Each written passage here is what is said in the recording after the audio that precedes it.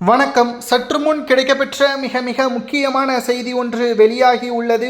பன்னீர்செல்வம் மற்றும் தமிழக வெற்றிக் கழகத்தின் தலைவர் விஜய் அவர்களுடன் 30 நிமிடங்கள் தொலைபேசியில் பன்னீர்செல்வம் அவர்கள் பேசியுள்ளார்.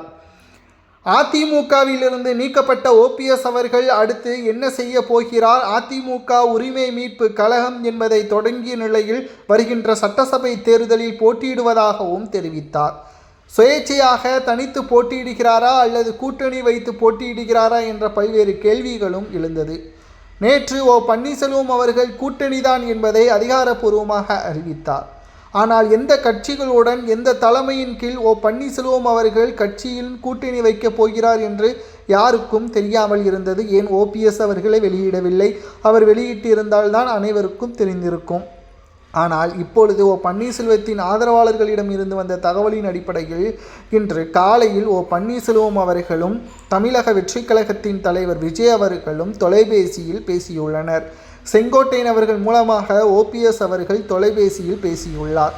கிட்டத்தட்ட 30 முதல் 35 தொகுதிகள் வரை ஓபிஎஸ் அவர்கள் தங்களுக்கான தொகுதிகளை கேட்டுள்ளார்.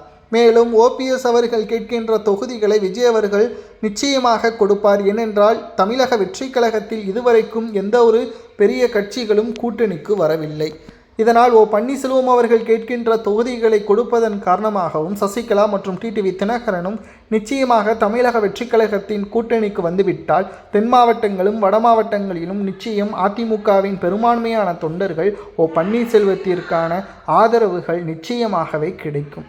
இது அனைத்திந்திய அண்ணா திராவிட முன்னேற்ற கழகத்தின் ஓட்டுக்கள் கணிசமாக குறையும். வெற்றி வாய்ப்பையும் அதிமுகவிற்கு இழக்க நேரிடும். 30 நிமிடங்கள் ஓபிஎஸ் அவர்களிடம் விஜய் அவர்கள் என்ன கூறினார்? உங்களுக்கான ஆதரவுகள் நிச்சயமாக இருக்கிறது. கழகத்தின் வெற்றி, அதிமுகவின் வெற்றி இதுவரைக்கும் உங்களால் ஒரு பங்கு இருந்தது என்பதையும், சுயேட்சையாக மக்களவைத் தேர்தலின் பொழுது ராமநாதபுரத்தில் சுயேட்சையாக போட்டியிட்டு 2வது இடம் சுமார் 3 லட்சத்திற்கும் மேற்பட்ட ஓட்டுக்களையும் பெற்றுள்ளீர்கள் என்பதையும் பன்னீர்செல்வம் அவர்களுக்கு வாழ்த்துக்களையும் தெரிவித்தார்.